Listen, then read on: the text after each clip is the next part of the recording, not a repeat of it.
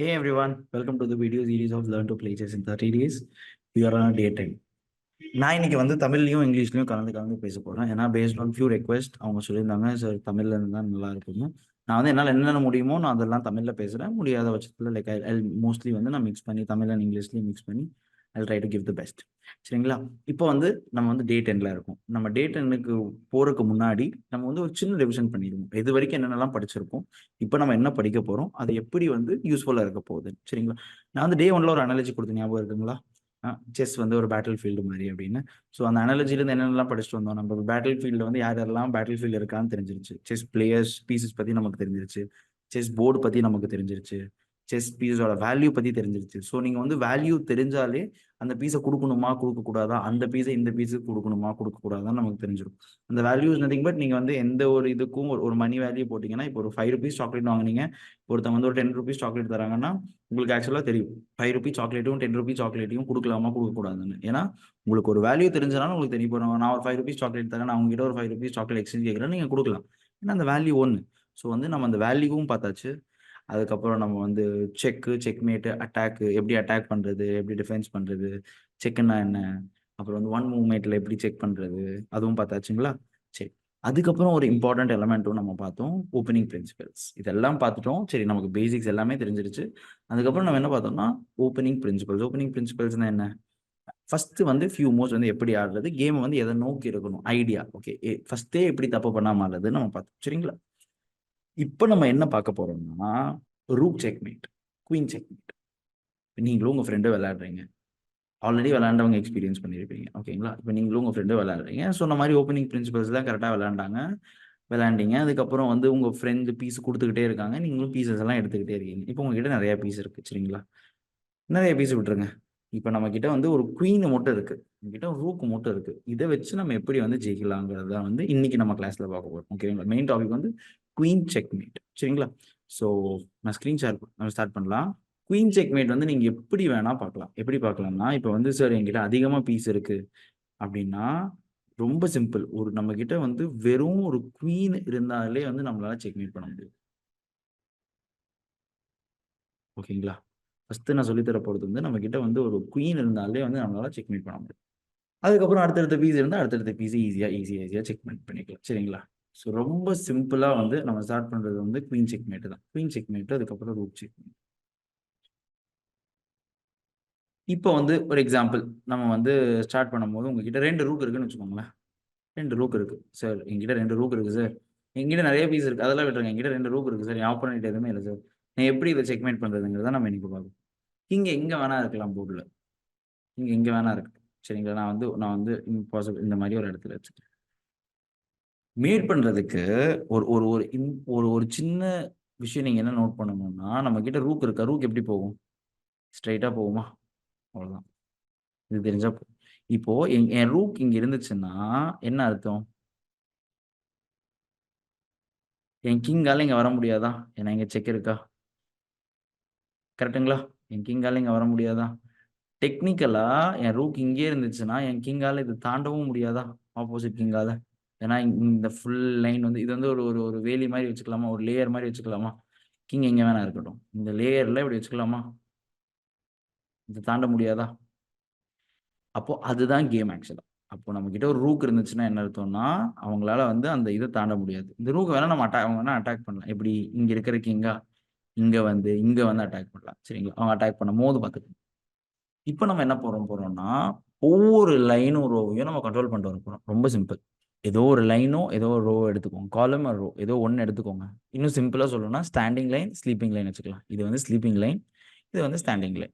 காம்ப்ளிகேட்டே பண்ணிக்க வேணாம். ஒன்னா ஸ்டாண்டிங் லைனை கண்ட்ரோல் பண்ணுங்க, இல்லைன்னா ஸ்லீப்பிங் லைனை கண்ட்ரோல் பண்ணுங்க. ஏதோ ஒன்று கண்ட்ரோல் பண்ணுங்க போதும்.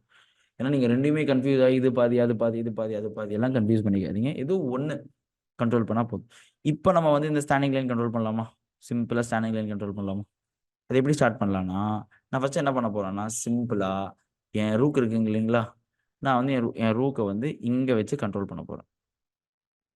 B3 என்ன சொல்ல வராங்கன்னா, ஹே இங்க பாரு, நான் என் ரூக்கை B3ல வச்சிட்டேன், உங்களால இந்த கிங்கை கீழே எடுத்துட்டு போக முடியாது. கரெக்டுங்களா? அப்ப என்ன அர்த்தம்? நான் வந்து உங்க கிங்கை இது வரைக்கும் வச்சு கண்ட்ரோல் பண்ணிட்டேன்னு நம்ம சொல்லுவோம். Control the king. சரிங்களா? இப்போ இன்கேஸ் அவங்க இதை அட்டாக் பண்ண வந்து என்ன பண்றது, பிளாக் டு பிளே. இப்போ இந்த அட்டாக் பண்ண வர இப்போ என்ன பண்றது, சிம்பிளா என்ன பண்ணலாம்னா இதை அட்டாக் பண்ண முடியாத இடத்துக்கு எடுத்துட்டு போயிருங்க. இந்த ஒரு கார்னருக்கு எடுத்துட்டு போயிருங்க. டெக்னிக்கலா ஒரே மூலம் ஜம்ப் பண்ண முடியாதுல்ல, ஒவ்வொரு டைம் 3 மூவ் ஆகும்ல ஒரு இடத்துல இருந்து ஒரு எண்டு வர. சரிங்களா, அப்போ இந்த எண்டுக்கு எடுத்துட்டு போயிருங்க. இப்போ அடுத்து இப்போ கிங் இங்க வைக்கிறாங்கன்னு வச்சுக்கோங்களேன், மேல வைக்கிறாங்கன்னா நம்ம அடுத்து என்ன பண்ணோம், அதே லாஜிக். அவங்க கிங் மேல போனாலே டக்குன்னு அடுத்த ஃபைல கண்ட்ரோல் பண்ணி, புரிஞ்சுங்களா? இப்போ அதே லைன்ல இருந்தா என்ன பண்றது, இப்போ இதே லைன்ல இருக்காங்க. இப்போ என்ன பண்ணணும்னா நம்ம கிட்ட அடுத்த ரூக் இருக்குல்ல, அடுத்த ரூக் வச்சு ஒரு செக். எதுக்கு, அந்த கிங் மேல போக வைக்க. ஏன்னா ஆல்ரெடி கிங் கீழே போகாது, இந்த கிங் கீழே போகாது, அது கண்ட்ரோல் பண்ணிடுச்சு. அப்போ கிங் எப்படி மேல போக வைக்கிறது, இந்த கிங் மேல போக வைக்கிறதுக்கு தான் ஒரு செக். இப்போ செக்குக்கு அடிதான் ஆகணும். இப்போ கிங் எங்கெங்கெல்லாம் போகும், இங்க இங்க இங்க இங்க இங்க இங்க இங்க இங்க இங்கெல்லாம் போகுமா? ஆனா இப்போ இந்த ரூக் வந்துருச்சா, இந்த ரூக் வந்தனால இந்த லைன் எல்லாம் கண்ட்ரோல் ஆயிடுச்சா, போகாதா? இந்த லைன்லாம் கண்ட்ரோல் ஆயிடுச்சா? அப்போ என்ன பண்றீங்க, நீங்க செல்ஃபா அந்த கிங்கை புஷ் பண்றீங்க. எதுக்கு மேல? சரி, இப்போ திருப்பி அட்டாக் பண்ண என்ன சார் பண்றதுன்னா ரொம்ப சிம்பிள். அட்டாக் பண்றாங்களா, திருப்பி இந்த எக்ஸ்ட்ரீமுக்கு வந்துருங்க. அவ்வளவுதான், இதுக்கு மேல அந்த கிங்கால சேஸ் பண்ண முடியாது.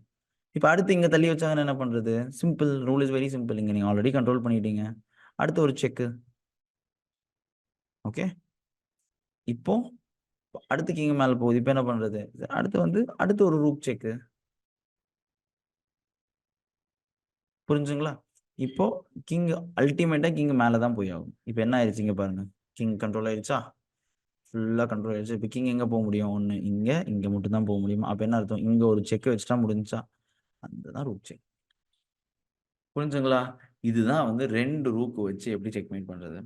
இப்போ வந்து உங்ககிட்ட ரூக்கு ஒரு குயின் இருக்கு, அதே லாஜிக், வேற எந்த லாஜிக்குமே தேவையில்லை. இப்போ வந்து நம்ம ஸ்டாண்டிங் லைன்ல எப்படி கண்ட்ரோல் பண்றதுன்னு நான் சொல்லித்தரேன். சரிங்களா? இப்போ வந்து நம்ம ஸ்லீப்பிங் லைன்ல பார்த்தோம், சும்மா ஒரு ஸ்டாண்டிங் லைன்ல பார்த்துக்கலாம். அதே 2 ரூக்கா இருந்தாலும் சரி, ரூக் அண்ட் குயினா இருந்தாலும் சரி, அந்த லாஜிக் ரிமைன்ஸ் தி சேம். சரிங்களா?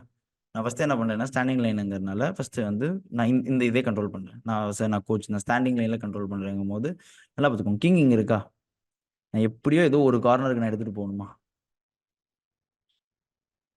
ஏதோ ஒரு கார்னருக்கு நான் எடுத்துட்டு போகணும். அல்டிமேட்டா எங்கேயோ ஒரு கார்னர்ல மேட் ஆகுமா? ஸோ நான் என்ன பண்றேன், கிங்கை நான் வந்து ஒரு கார்னர், நான் வந்து நான் எதுன்னே டிசைட் பண்ணலைனாலும் பரவாயில்ல, நான் எதிர் இந்த இந்த பக்கம் எடுத்துட்டு போகலாம். இந்த பக்கம் நீங்க என்ன டிசைட் பண்ணலாம், எது வந்து நியரஸ்ட் கார்னரோ நீங்க அதை எடுத்துட்டு போக பார்க்கலாம். சரிங்களா?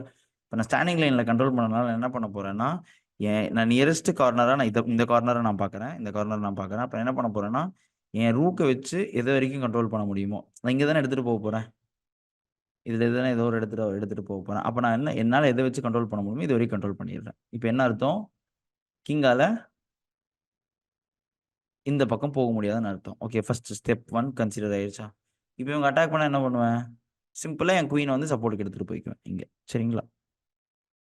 இங்க வச்சுக்குவேன்.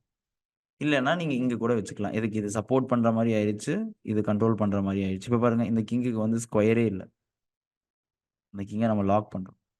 கிங் இங்க வந்தோன்னு என்ன பண்றோம், திருப்பியும் இந்த கிங் இங்க ஜம்ப் ஆயிடுச்சா, ஸ்டாண்டிங் லைன்ல தானே நம்ம கண்ட்ரோல் பண்ணிருக்கோம். இப்போ நீங்க சிம்பிளா என்ன பண்ணணும், இந்த லைனை கண்ட்ரோல் பண்ண முடிஞ்சா இந்த லைனை நீங்க இப்படி கண்ட்ரோல் பண்ணணும். எது ரூக் எது குயின், எதில் நீங்க எதில் வேணா கண்ட்ரோல் பண்ணலாம். ஸோ குயினை வச்சு இப்படி கண்ட்ரோல் பண்ணிட்டீங்களா? இப்போ இப்போ கிங் இங்க போனா என்ன பண்றது, ரொம்ப சிம்பிள். கிங் எங்க போயிட்டாங்களா, இப்போ அவசரப்பட்டு இங்க கண்ட்ரோல் பண்ணாதீங்க, இங்க செக் வைக்காதீங்க. ஏன்னா நீங்க செக் வச்சீங்கன்னா you have not controlled this square particularly. பாத்தீங்களா, இந்த ஸ்கொயர் நீங்க கண்ட்ரோல் பண்ணல. அப்ப நீங்க என்ன பண்ணணும்னா, ஃபர்ஸ்ட் இந்த ஸ்லோவா இந்த ஸ்கொயர் 1 பை 1 கண்ட்ரோல் பண்ணுங்க. இந்த ஸ்கொயர் கண்ட்ரோல் பண்ணுங்க. சரிங்களா? இப்ப கிங் இங்க போனா என்ன பண்ணணும், ரொம்ப சிம்பிள். இது தப்பான மூவ். ஏன்னா கிங் இங்க வந்துடும். இப்போ என்ன பண்ணணும், ஃபர்ஸ்ட் இந்த ஸ்கொயரை கண்ட்ரோல் பண்ணணும். புரிஞ்சுங்களா? ஸ்லோவா கண்ட்ரோல் பண்ணியாச்சா? இப்போ அல்டிமேட்டா கிங் இங்க மட்டும் தான் வருமா, இங்க வரும்போது இந்த செக். புரிஞ்சுங்களா? ஆ புரிஞ்சுங்களா? ஃபர்ஸ்ட் 2 ரூக்கு வச்சு இல்ல ரூக்கு குயினை வச்சு எப்படி செக்மேட் பண்றதுன்னு புரிஞ்சுங்களா? அவ்வளவுதான். லாஜிக் ரொம்ப ரொம்ப சிம்பிள். ஒரே லாஜிக் தான். பீட் ஒன்னா ஸ்லீப்பிங் லைன்ல எடுத்துட்டு போங்க, இல்லைன்னா ஸ்டாண்டிங் லைன்ல எடுத்துட்டு போங்க. இந்த 2 லைன்ல நீங்க எந்த லைன்ல எடுத்துட்டு போனாலுமே செக்மேட் ஆகும். அதுல எந்த ஒரு கன்ஃபியூஷனும் இல்லை. ஆனா ஒரே ஒரு simple thing to keep in mind என்னன்னா, ஒவ்வொரு லைனா பார்த்துக்கோங்க கண்ட்ரோல் ஆயிருச்சா இல்லையான்னு. இப்படி எடுத்துட்டு போகும்போது இந்த லைன் கண்ட்ரோல் ஆயிருச்சா, கண்ட்ரோல் ஆயிருச்சு. அடுத்த லைன் கண்ட்ரோல் பண்ணுங்க. அடுத்த லைன் கண்ட்ரோல் ஆயிருச்சா, கண்ட்ரோல் ஆயிருச்சு. அடுத்த லைன் கண்ட்ரோல் பண்ணுங்க. அடுத்த லைன் கண்ட்ரோல் ஆயிருச்சு. இப்படி ஒவ்வொரு லைனா கண்ட்ரோல் ஆயிருச்சான்னு பார்த்து பார்த்து பண்ணீங்கன்னா ஈஸியா கண்ட்ரோல் ஆயிடும். சரிங்களா? Yeah cool folks, that's it for today. நம்ம அடுத்த கிளாஸ்ல குயினை வச்சு மட்டும் எப்படி செக்மேட் பண்றதுன்னு பார்ப்போம். சரிங்களா? பாய், டேக் கேர், ஹேவ் ஃபன்.